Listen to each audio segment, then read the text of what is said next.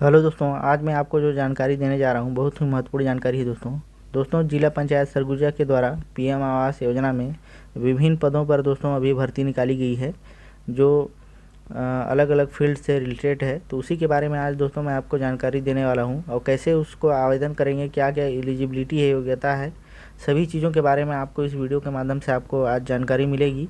तो वीडियो में आप लास्ट तक बने रहेंगे और मेरे चैनल में को अभी तक सब्सक्राइब नहीं किए हैं तो प्लीज़ सब्सक्राइब कर लीजिएगा।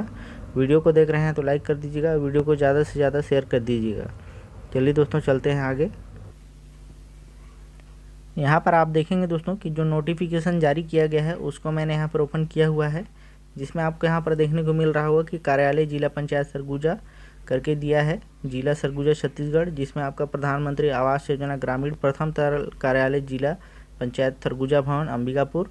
उसके बाद आपका यहाँ पर ईमेल दे दिया है, फ़ोन नंबर, फैक्स नंबर यहाँ पर दिया हुआ है, विज्ञापन दिया हुआ है, जिसको यहाँ पर देख रहे होंगे कि जो अंबिकापुर दिनांक यहाँ पर 25/9 को इसको जारी किया गया है, जिसमें आप देखेंगे कि दिया हुआ है कि प्रधानमंत्री आवास योजना ग्रामीण विकास भवन प्रथम तल सेक्टर 19 नॉर्थ ब्लॉक छत्तीसगढ़ नया रायपुर अटल नगर के पत्र क्रमांक करके दिया हुआ है। यहाँ इसमें दिया है कि नया रायपुर अटल नगर दिनांक 20/9/2024 द्वारा प्राप्त निर्देशों के परिप्रेक्ष्य में जिला स्तरीय परीक्षण एवं चयन समिति के परीक्षण उपरांत प्रधानमंत्री आवास योजना ग्रामीण अंतर्गत निम्नानुसार रिक्त संविदा पदों पर यहाँ पर भर्ती हेतु वांछित शैक्षणिक योग्यता एवं अर्हता के आधार पर विहित नियम एवं शर्तों के अधीन इच्छुक अभ्यर्थियों से निर्धारित प्रारूप आवेदन पत्र दिनांक दिया है 10/10/2024 को अपराह्न 5:30 बजे तक मुख्य कार्यपालन अधिकारी जिला पंचायत सरगुजा के नाम से पंजीकृत डाक स्पीड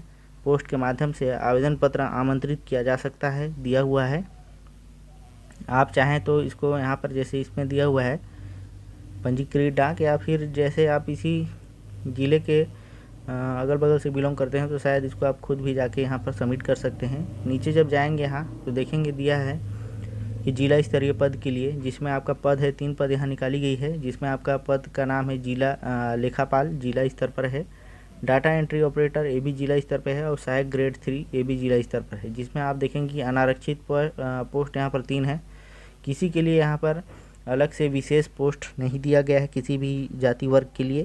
तो यहाँ पर देखेंगे अनारक्षित है कि जो भी इसमें जो भी बढ़िया अच्छा प्रदर्शन करेगा उसी के लिए पोस्ट मिलेगा, इस प्रकार से यहाँ पर दिया हुआ है। आगे जब जाएंगे आप तो यहाँ देखेंगे कि जनपद स्तरीय पद के लिए दिया है विकासखंड समन्वयक जनपद स्तर, तकनीकी सहायक जनपद स्तर, और डाटा एंट्री ऑपरेटर ये भी जनपद स्तर के लिए दिया है।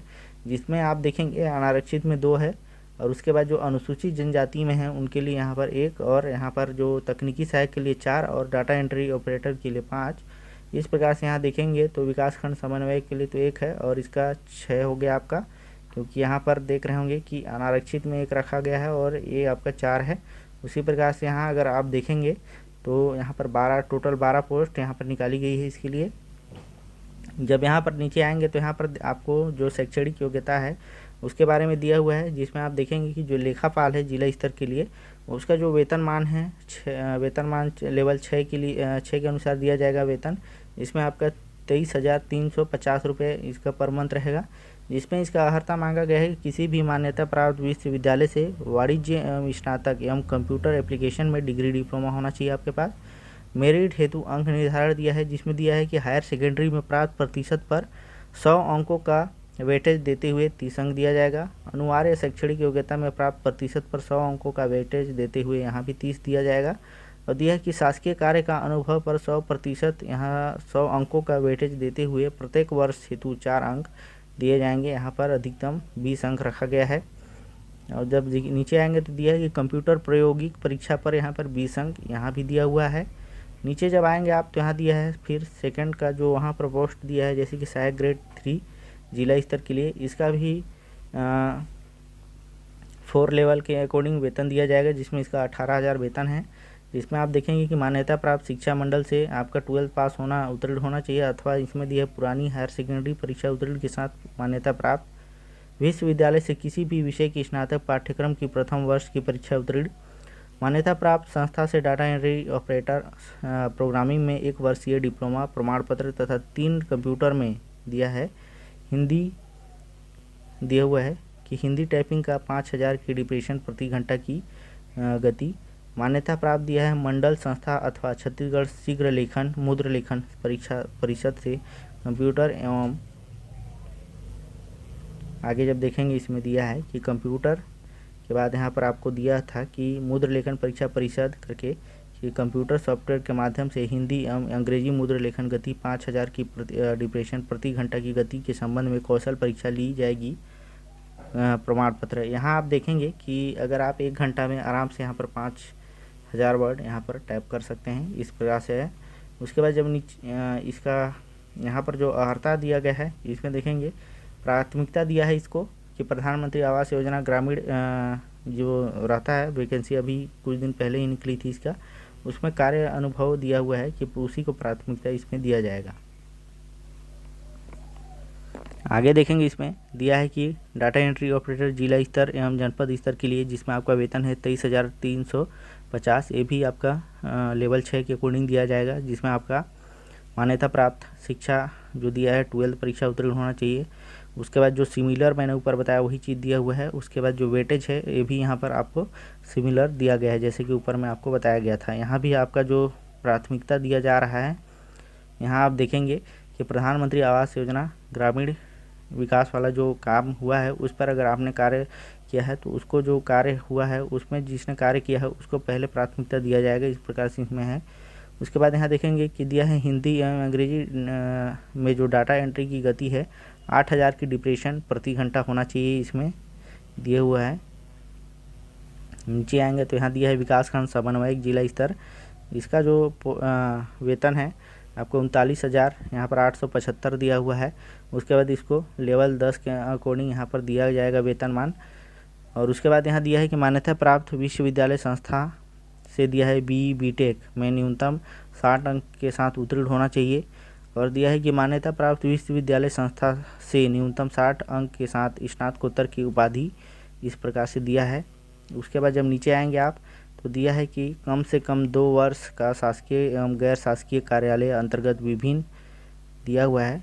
उसके बाद इसमें दिया है कि जो आपका 2 वर्ष का जो कार्य है वो गैर सरकारी या सरकारी में आपका 2 साल का अनुभव होना चाहिए, इसमें बोला है। उसके बाद इधर जब देखेंगे आप तो इसमें जो वेटेज के लिए दिया हुआ है, इसमें वेटेज तो आपका सिमिलर है, इसमें एक इसमें अलग से दिया हुआ है कि कंप्यूटर प्रायोगिक परीक्षा में 100 अंकों का वेटेज देते हुए 20 अंक इसमें दिया जाएगा। तो जो साक्षात्कार के लिए है इसमें भी 100 अंकों का वेटेज देते हुए 10 अंक दिया जाएगा। प्राथमिकता दिया जा रहा है कि शैक्षणिक संस्थाओं में अनुभव को प्राथमिकता दिया जाएगा। इसमें निर्माण कार्य से संबंधित कार्य अनुभव को भी यहाँ पर प्राथमिकता दिया जा रहा है। यहाँ देखेंगे चौथा में तकनीकी सहायक जनपद स्तर 35,165 इसका सैलरी है पर मंथ, आपको यहाँ पर वेतनमान लेवल 9 के अकॉर्डिंग दिया जाएगा, जिसमें आपका फिर से यहाँ पर मान्यता में दिया है कि विश्वविद्यालय संस्था से आपका BTech में न्यूनतम 60% होना चाहिए। उसके बाद दिया है उपरोक्त श्रेणी में अभ्यर्थी उपलब्ध न होने की स्थिति में BTech डिप्लोमा किसी भी ब्रांच में दिया हुआ है इंजीनियरिंग न्यूनतम 60 अंक के साथ प्राप्त होना चाहिए आपका। उपरोक्त श्रेणी में फिर से नीचे दिया हुआ है कि पात्र अभ्यर्थी उपलब्ध नहीं होने की स्थिति में MSc गणित भौतिकी न्यूनतम 60 अंक के साथ उत्तीर्ण होना चाहिए, इस प्रकार से यहाँ पर दिया हुआ है। उसके बाद जो इधर प्राथमिकता के बारे में है वो शुरू से ही सिमिलर है, तो इसको आप देख लेंगे एक बार।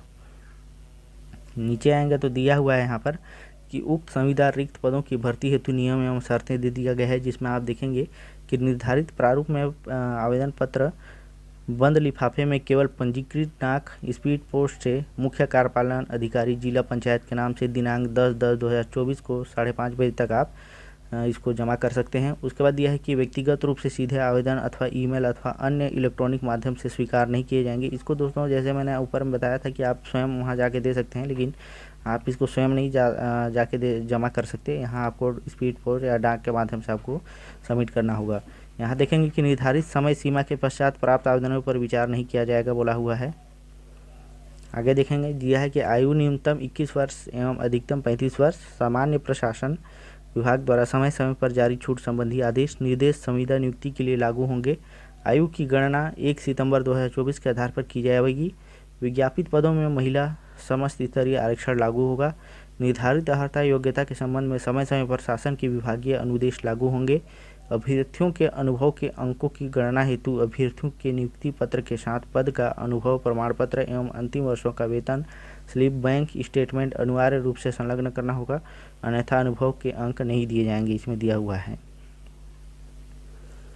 आगे देखेंगे जिसमें दिया है कि ऐसे आवेदक जिन्होंने पूर्व में प्रधानमंत्री आवास योजना ग्रामीण विकास भवन प्रथम तल सेक्टर 19 नॉर्थ ब्लॉक छत्तीसगढ़ नया रायपुर अटल नगर पत्र क्रमांक दिया हुआ है। उसके बाद दिया है कि दिनांक 3/9/2024 द्वारा प्रकाशित विज्ञापन के परिप्रेक्ष्य में आवेदन कार्यालय जिला पंचायत सरगुजा को प्रेषित कर चुके हैं, उनके लिए पुनः आवेदन पत्र प्रस्तुत किया जाना बंधनकारी नहीं है। इस प्रकार से जैसे कि अभी हाल ही में कुछ दिन पूर्व में ही आपका जो प्रधानमंत्री आवास योजना के लिए आया हुआ था भर्ती, उस पर अगर आपने आवेदन किया हुआ है तो इसमें भी आप कर सकते हैं, ऐसा कोई इसमें बंधनकारी नहीं है बोला गया है। आगे देखेंगे जिसमें दिया है कि एक सेकंड दोस्तों, नीचे यहाँ से आपको दिखाना चाह रहा था, दिया है कि सक्षम प्राधिकारी द्वारा जारी स्थायी जाति प्रमाण पत्र ही मान्य किया जाएगा। स्थायी जाति प्रमाण पत्र एवं उसके संबंध में शपथ पत्र संलग्न करना होगा। आवेदक द्वारा आवेदन हेतु समस्त आवश्यक दस्तावेज की स्व प्रमाणित छाया प्रति संलग्न किया जाना आवश्यक है। उसके बाद दिया है आवेदक को छत्तीसगढ़ राज्य का मूल निवासी होना अनिवार्य है। सक्षम प्राधिकारी द्वारा जारी निवास प्रमाण पत्र की स्व प्रमाणित प्रति संलग्न किया जाना होगा। संविदा नियुक्ति अधिकतम 3 वर्ष के लिए होगी। तत्पश्चात आवश्यकता होने पर कार्य योग्यता, कार्य क्षमता एवं व्यवहार के आधार पर शासन के निर्देशानुसार दोनों पक्षों की सहमति से कार्य अवधि 1 वर्ष के लिए निरंतर रखे जाने पर विचार किया जा सकता है। इस प्रकार से आपको जानकारी दिया गया है। नीचे देखेंगे जिसमें दिया है कि यह नियुक्ति सामान्य प्रशासन विभाग के ज्ञापन क्रमांक दिया हुआ है दिनांक 31 दिसंबर 2012 एवं अद्यतन निर्देश के अनुसार संविदा नियुक्ति के संबंध में समस्त शर्तें लागू होंगी। संविदा अवधि में छत्तीसगढ़ सिविल सेवा संविदा नियुक्ति नियम 2012 के तहत अवकाश की पात्रता होगी। इसमें आगे देखते हैं जो आगे का स्टेटमेंट है यहाँ पर 13 नंबर, संविदा पत्र पर नियुक्ति व्यक्ति छत्तीसगढ़ सिविल सेवा आचरण नियम 1965 से शासित होंगे। संविदा अवधि के दौरान दोनों पक्षों में से किसी एक पक्ष द्वारा 1 माह की पूर्व सूचना या उसके एवज में 1 माह का वेतन देकर नियुक्ति समाप्त की जा सकेगी। उसके बाद यह है सेवा समाप्ति पश्चात संविदा अधिकारी कर्मचारी के रूप में दी गई सेवा अवधि हेतु किसी प्रकार की पेंशन, उपादान या मृत्यु लाभ आदि की पात्रता नहीं होगी। जिले में प्राप्त कुल आवेदन पत्रों का मेरिट आधार पर सूचीबद्ध किया जाएगा और उनको कौशल परीक्षा के लिए बुलाया जाएगा। तदुपरांत कौशल परीक्षा में प्राप्त अंकों को जोड़ते हुए अंतिम चयन सूची तैयार की जाएगा। सर्वोच्च अंक अर्जित करने वाले आवेदक को नियुक्ति दिया जाएगा। 5 आवेदक को प्रतीक्षा सूची में रखा जाएगा एवं भविष्य में पद रिक्त होता है तो उसे प्रतीक्षा सूची से भरा जाएगा। शासकीय अर्ध शासकीय संस्थाओं में कार्यरत आवेदक को अपना आवेदन पत्र उचित माध्यम से अनापत्ति प्रमाण पत्र सहित बोला है प्रस्तुत किया जाना चाहिए। अपूर्ण, अस्पष्ट या त्रुटिपूर्ण आवेदन पत्र निरस्त कर दिया जाएगा, इसमें बोला गया है, या एवं कोई सूचना नहीं दी जाएगी। इस प्रकार से यहाँ पर जानकारी दी गई है। आगे जब देखेंगे तो दिया है कि लिफाफे के ऊपर आवेदित पद का नाम स्पष्ट उल्लेखित किया जावे, अन्यथा आवेदन निरस्त कर दिया जाएगा। जो आप स्पीड पोस्ट के माध्यम से जो आवेदन करने वाले हैं उसके लिफाफे पर आप कौन से पोस्ट के लिए अप्लाई करना चाहते हैं वो आपको लिखना होगा। बोला है कि आवेदक जिसने विवाह के लिए निर्धारित न्यूनतम आयु से पूर्व विवाह कर लिया हो नियुक्ति हेतु पात्र नहीं होगा, विवाह प्रमाण पत्र संलग्न करें। आवेदक जिनकी 2 से अधिक संतान हैं जिसमें से एक का जन्म 26 जनवरी 2001 को या उसके पश्चात हुआ है तो नियुक्ति के लिए पात्र नहीं होगा बोला है। आगे देखेंगे उम्मीदवार जिसने ऐसे व्यक्ति से विवाह किया हो जिसकी पहले से एक पति पत्नी जीवित हो पात्र नहीं होगा। ऐसे मामले में शासन ही अन्यथा निर्णय ले सकता है, अर्थात यदि शासन को इस बात की समाधान हो जाए कि ऐसा करने का पर्याप्त कारण है तो वह इसे प्रतिबंध से छूट दे सकता है। इस प्रकार से आपको जानकारी दिया गया है। नीचे देखेंगे इसमें दिया है कि नियुक्ति के संबंध में मुख्य कार्यपालन अधिकारी जिला पंचायत का निर्णय अंतिम एवं बंधनकारी होगा। आवेदन पत्र का विस्तृत प्रारूप जिला कार्यालय में कार्यालयीन समय एवं दिवस पर देखी जा सकती है।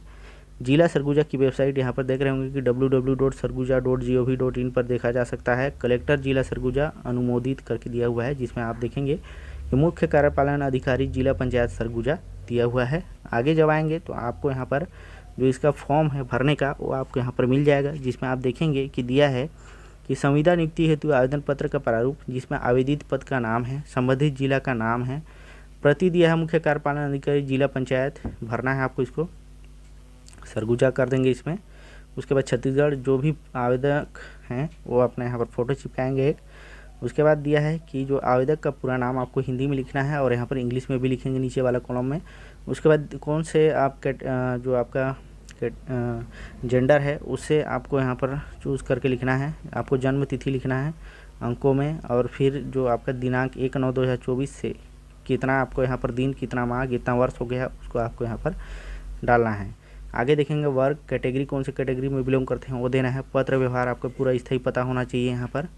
उसके बाद यहाँ भी आपको देना है मोबाइल नंबर, आपको देना है ईमेल आईडी, आधार कार्ड, और जो शैक्षणिक योग्यता का विवरण है आपको यहाँ नीचे देना है। यहाँ देख रहे होंगे जिसमें दिया है कि उत्तीर्ण परीक्षा का नाम, आपने 10th किया है तो 10th आपको देना है, 12th किया है तो 12th, ग्रेजुएशन किए हैं तो ग्रेजुएशन, सभी चीज़ों को आपको यहाँ पर डालते जाना है। यहाँ पर 6 कॉलम दिया है, जितना तक आपने किया हुआ है उसको सबको डालना है। कौन से बोर्ड से किया है वो डालना है, जो उत्तीर्ण किए हैं वो कौन सा वर्ष में उत्तीर्ण किए हैं वो डालना है, कितना प्राप्तांक है आपका, कितना पूर्णांक का था वो डालना है, प्राप्तांक का प्रतिशत और कितने श्रेणी अगर दिया है तो वो आपको यहाँ पर डालना है। आगे जाएंगे तो यहाँ पर देखेंगे कि अनुभव का भी यहाँ पर जैसे मांगा गया है ऊपर में कि अनुभव के लिए, तो यहाँ पर अनुभव का विवरण देखेंगे, जिसमें संस्था का नाम दिया है, कौन से संस्था में आपने कार्य किया हुआ है।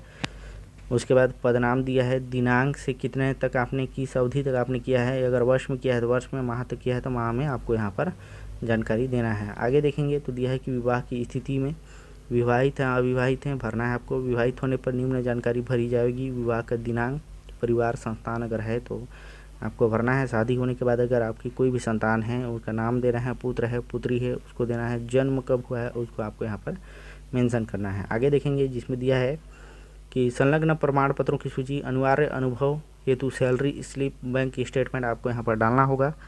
उसके बाद जो भी आप डॉक्यूमेंट दे रहे हैं उसको यहाँ पर लिखना होगा, और जो आवेदक है उनका नाम यहाँ पर लिखना है आपका, और यहाँ पर आपको सिग्नेचर करना है नीचे। फिर आपके लिए यहाँ पर घोषणा पत्र दिया हुआ है, इस घोषणा पत्र को देख लेना है और आपको यहाँ पर दिनांक और स्थान लिखकर यहाँ पर फिर से अपना नाम लिखना है और सिग्नेचर आपको करना है। इस प्रकार से यहाँ पर आपके लिए जो जानकारी है यहाँ पर दिया गया है दोस्तों। तो अगर मेरी जानकारी अगर आपको अच्छी लगी हो तो प्लीज़ चैनल को सब्सक्राइब कर दीजिएगा, वीडियो को ज़्यादा से ज़्यादा शेयर कर दीजिएगा और वीडियो को लाइक कर दीजिएगा। थैंक यू दोस्तों।